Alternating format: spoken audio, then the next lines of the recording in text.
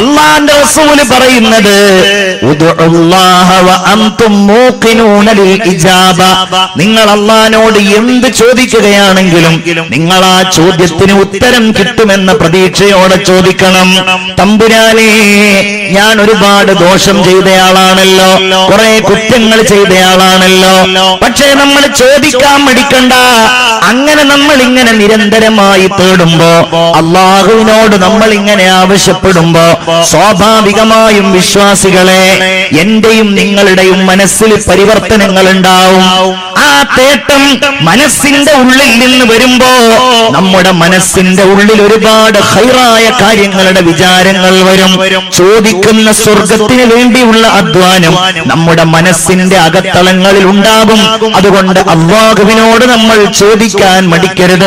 അല്ലാഹു നമുക്ക് സ്വർഗം തരാൻ, ആ സ്വർഗത്തിലേക്കുള്ള അമലുകൾക്കുള്ള തൗഫീഖിന് വേണ്ടി തേടണം. വെറും സ്വർഗം തേടിയാ പോരാ, അല്ലാഹുവിനോട് തൗഫീഖിന് വേണ്ടി തേടണം. അതാണ് നേരത്തെ ഇവിടെ ഉദ്ഘാടനം ചെയ്ത ഉസ്താദ് പറഞ്ഞത്. അല്ലാഹുമ്മ ബാരിക് ലനാ ഫീ റജബിൻ വ ശഅബാൻ. റജബിലും ശഅബാനിലും ഞങ്ങൾക്ക് ഒരുപാട് അനുഗ്രഹങ്ങൾ ഉണ്ടാകാൻ, അഥവാ ഒരുപാട് അമൽ ചെയ്യുവാനുള്ള സമയമുണ്ടാകാൻ, അതിനുള്ള മനസ്സുണ്ടാകാൻ, തന്നെയുമല്ല റമളാൻ ഞങ്ങളിലേക്ക് നീ എത്തിക്കണേ എന്ന് പറഞ്ഞിട്ട് പറയുന്നത്, ആ റമളാനിൽ ഞങ്ങൾക്ക് നീ തൗഫീഖ് തരണമേ. വവഫിഖ്നാ ഫീഹി ലിസ്സിയാമി വൽ ഖിയാമി വതിലാവത്തിൽ ഖുർആൻ. നോമ്പെന്ന് പറയുന്നത് സ്വർഗത്തിലേക്കുള്ള വഴിയാണ്. ഖുർആൻ പാരായണം അത് സ്വർഗത്തിന്റെ മാർഗമാണ്. അപ്രകാരം ഖിയാം എന്ന് പറഞ്ഞാൽ അല്ലാഹുവിന് വേണ്ടി റമളാനിൽ നിർവഹിക്കപ്പെടുന്ന നിസ്കാരങ്ങൾ. ആ നിസ്കാരം എന്ന് പറഞ്ഞാൽ അത് സ്വർഗത്തിന്റെ താക്കോലാണെന്നാണ് നബിയുനാ മുഹമ്മദ് മുസ്തഫ സല്ലല്ലാഹു അലൈഹി വസല്ലം പറഞ്ഞിട്ടുള്ളത്. അതുകൊണ്ടാണ് അല്ലാഹുവിനോട് ചോദിക്കുന്നത്. വെറുതെ അത് ചെയ്യാനുള്ളതല്ല, അത് ചെയ്യാനുള്ള കാരണം എന്താണ്? അത് സ്വർഗത്തിലേക്കുള്ളതാണ്. അറിയാമല്ലോ, റമളാൻ വന്നാൽ അല്ലാഹു സ്വർഗത്തിന്റെ കവാടങ്ങൾ ഇങ്ങനെ തുറന്നു വെച്ചിരിക്കുകയാണ്. അവസരമുള്ള ആളുകൾക്ക് അത് ഉപയോഗപ്പെടുത്താൻ വേണ്ടി റഹ്മാനായ നാഥൻ സ്വർഗത്തിന്റെ കവാടങ്ങൾ തുറന്നു വെച്ചിരിക്കുകയാണ്. അവിടുന്ന് പറഞ്ഞല്ലോ, സ്വർഗത്തിന് റയ്യാൻ എന്ന് പറയുന്ന ഒരു വാതിലുണ്ട്. അല്ലാഹുവിന്റെ റസൂല് പറയുന്നു, ലാ യദ്ഖുലുഹാ ഇല്ല സ്വാഇമൂൻ. നോമ്പ് നോറ്റവരല്ലാതെ ആ വാതിലിലൂടെ കടക്കുകയില്ല. നിസ്കാരത്തിന്റെ കാര്യം പറയണ്ട, ഖുർആൻ പാരായണത്തിന്റെ കാര്യം പറയണ്ട. സ്വർഗത്തിലെത്തിയാൽ പോലും അല്ലാഹു തആല ഖുർആൻ ഓതാൻ പറയുന്ന ഹബീബായ റസൂലുള്ളാഹി പറയാണ്, യുഖാലു ലിസ്വാഹിബിൽ ഖുർആൻ. ഖുർആനിന്റെ ആളോട് സ്വർഗത്തിൽ വെച്ച് പറയപ്പെടുന്നതാണ്, ഇഖ്റ, നീ ഖുർആൻ ഓത്, വർത്തഖി, എന്നിട്ട് നീ ഇങ്ങനെ ഉയർന്നോ, വറത്തിൽ കമാ തുറത്തിലു ഫിദ്ദുനിയാ, ദുനിയാവിൽ വെച്ച് ഖുർആൻ ഓതിയിരുന്നത് പോലെ നീ ഇവിടെ നിന്നും ഖുർആൻ ഓതിക്കോ.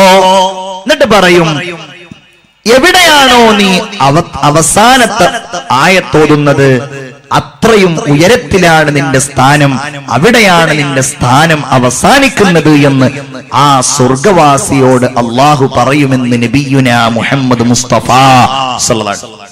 അപ്പൊ ഖുർആൻ പാരായണത്തിന്, നോമ്പ് നോൽക്കാൻ, റമളാനിൽ നിസ്കരിക്കാൻ ഒക്കെ നമ്മൾ അല്ലാഹുവിനോട് തേടുന്നത് എന്തിനാ?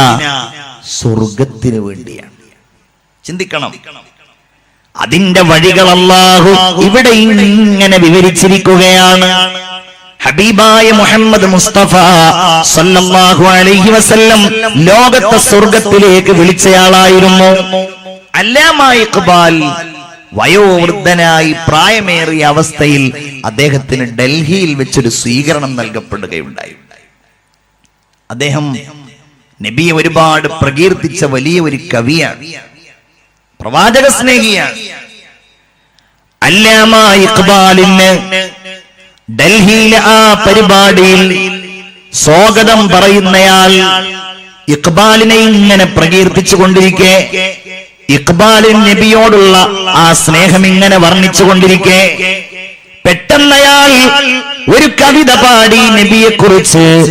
റസായേ ഖുദാ റസായേ മുഹമ്മദ് സല്ലല്ലാഹു അലൈഹി വസല്ലമ തങ്ങളെ കുറിച്ച് എന്താണോ അള്ളാഹുവിന്റെ ഇഷ്ടം, അത് തന്നെയാണ് മുഹമ്മദ് റസൂലിന്റെ ഇഷ്ടം എന്ന് പറയുന്ന ആ കവിത അങ്ങ് പാടിയപ്പോൾ അല്ലാമ ഇഖ്ബാൽ തന്റെ ഇരിപ്പിടത്തിൽ നിന്ന് എഴുന്നേറ്റു. സ്വാഗതം പറയുന്നയാളുടെ തോളിൽ പിടിച്ചു. എന്നിട്ട് അയാളോട് മെല്ലെ മന്ത്രിച്ചു, സഹോദരാ, ഒന്ന് മാറി നിൽക്കുമോ? എന്റെ മനസ്സിൽ ഒരു മദ്ഹിന്റെ ഈരടി വരുന്നുണ്ട്, അത് ഞാനൊന്ന് പാടട്ടെ. അയാൾ മാറി നിന്നു.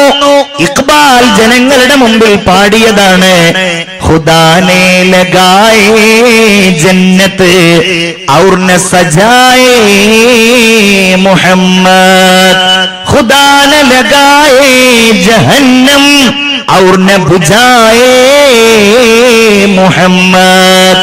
അല്ലാഹു ഒരു സ്വർഗമുണ്ടാക്കി, മുഹമ്മദ് അതിൽ കൊണ്ടുവന്ന ആളുകളെ പാർപ്പിച്ചു. അല്ലാഹു ഒരു നരകമുണ്ടാക്കി, മുഹമ്മദ് അതിനെ ഊതിക്കെടുത്തി. ഇങ്ങനെ ഒരാളെ കുറിച്ച് പറയാൻ കഴിയുമെങ്കിൽ അത് മുഹമ്മദ് നബി അല്ലാതെ മറ്റാരാണ്? പ്രിയപ്പെട്ടവരെ, ആരാണ് ലോകത്തെ സ്വർഗത്തിലേക്ക് വിളിക്കുന്നത്? നമ്മൾ ആഗ്രഹിക്കുന്ന ഏതെങ്കിലും പ്രധാനപ്പെട്ട വ്യക്തിയാണോ? ഏതെങ്കിലും സിനിമാ തമ്പുരാക്കന്മാരാണോ? ഏതെങ്കിലും ഫുട്ബോൾ താരങ്ങളാണോ? മനസ്സിന്റെ ഉള്ളിൽ സ്നേഹത്തോടെ അഭിമാനത്തോടെ നമ്മൾ കാത്തു സൂക്ഷിക്കുന്ന ഏതെങ്കിലും ഭൗതികമായ കാര്യങ്ങളിൽ നമുക്ക് താല്പര്യം ജനിപ്പിക്കുന്ന ആളുകളാണോ? അല്ലല്ലോ.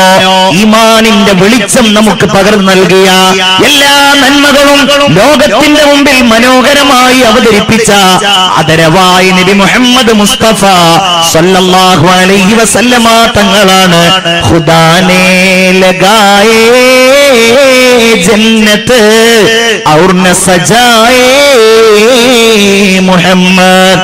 അല്ലാഹു ഉണ്ടാക്കിയ സ്വർഗത്തെ അലങ്കരിച്ചത്. അല്ലാഹുവിന്റെ റസൂലിന്റെ വർത്തമാനം സന്തോഷ വാർത്ത സ്വർഗത്തെ കുറിച്ചായി അല്ലേ? നബിയുടെ പ്രത്യേകത തന്നെ എന്താ? നബിയുടെ ഒരു പേര് തന്നെ ബഷീർ എന്നാണ്. നമ്മളെ കുട്ടികൾക്ക് പേരിടും ബഷീർ, അത് ഹബീബായ റസൂലുള്ളാഹിന്റെ പേരാണ്. മുബശ്ശിർ, സന്തോഷം പറയുന്നയാൾ. എന്ത് സന്തോഷാ പറഞ്ഞത്? ദുനിയാവിലുള്ള എന്തെങ്കിലും സന്തോഷാണോ? അല്ലെങ്കിൽ ഇവിടെയുള്ള വിഭവസമൃദ്ധമായ ലോകത്തെ കുറിച്ചാണോ? ദുനിയാവിനെ കുറിച്ച് സന്തോഷമല്ല പറഞ്ഞത്, ഐഹിക ലോകത്തിന്റെ സങ്കടങ്ങളെ കുറിച്ചാ പറഞ്ഞത്. ഇത് വഞ്ചനയുടെ ലോകമാണെന്നാ പറഞ്ഞത് അല്ലേ? ദുനിയാവിന്റെ ക്ലേശങ്ങളെ കുറിച്ച്, ഇതിന്റെ വിലകേടിനെ കുറിച്ചാ പറഞ്ഞത്, ഇതിന്റെ നശ്വരതയെ കുറിച്ചാ പറഞ്ഞത്, ഇത് നശിക്കാനുള്ളതാണെന്നതിനെ കുറിച്ചാ പറഞ്ഞത്. ഇതിനെ കഴുതയുടെ ശവത്തോട് സമാനമാക്കുകയാ ചെയ്തത്. ദുനിയാവിന്റെ ഓരോ അവസ്ഥകളെ കുറിച്ചും അള്ളാന്റെ ഹബീബ് സല്ലല്ലാഹു അലൈഹി വസല്ലമ തങ്ങൾ അത് ശാശ്വതമല്ല എന്നും അത് നശിക്കുന്നതാണെന്നും അള്ളാഹു തമ്പുരാന്റെ ആ ഖുർആൻ വചനങ്ങൾ ഉദ്ധരിച്ച് മുഹമ്മദ് റസൂല് പറയുകയായിരുന്നു. സന്തോഷം പറഞ്ഞതിനെ കുറിച്ചാ, സ്വർഗത്തെ കുറിച്ച്. യാ അയ്യുഹൻ നബിയു ഇന്നാ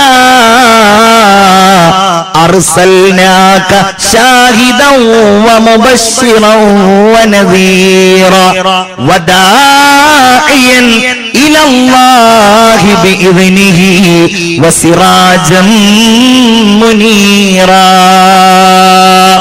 അല്ലാഹുവിന്റെ റസൂല് പറയാണ്, യാ അയ്യുഹൻ നബിയു, അല്ലാഹുവിന്റെ റസൂലേ, അല്ലാഹ് പറയാണ് നബിയേ, ഇന്നാ അർസൽനാക, നിശ്ചയമായും തങ്ങളെ നാം അയച്ചിരിക്കുന്നു, ഷാഹിദ, സാക്ഷിയായിട്ട് അയച്ചിരിക്കുന്നു, വമുബശ്ശിറ, സന്തോഷം പറയുന്നയാളായിട്ട് അയച്ചിരിക്കുന്നു. അല്ലേ? എന്താ സന്തോഷം? സ്വർഗത്തെ കുറിച്ച് സന്തോഷം. നമ്മൾ ആലോചിച്ച് നോക്കിയേ, നമ്മളൊക്കെ ഈ സ്വർഗം എന്ന ഒന്ന് അടിയുറച്ച് വിശ്വസിക്കുന്നുവെങ്കിൽ, സംഭവം ഖുർആൻ പറഞ്ഞിട്ടുണ്ട്, ഹബീബ് പറഞ്ഞിട്ടുണ്ട്, നമുക്കത് മതി. അതിനപ്പുറം ഗൗരവമുള്ള കാര്യമാണ് നബിയുനാ മുഹമ്മദ് മുസ്തഫ സല്ലല്ലാഹു അലൈഹി വസല്ലമ തങ്ങൾ ആ സ്വർഗം കണ്ടു എന്നത്. അതൊരു വലിയ വിശ്വാസമാണ്.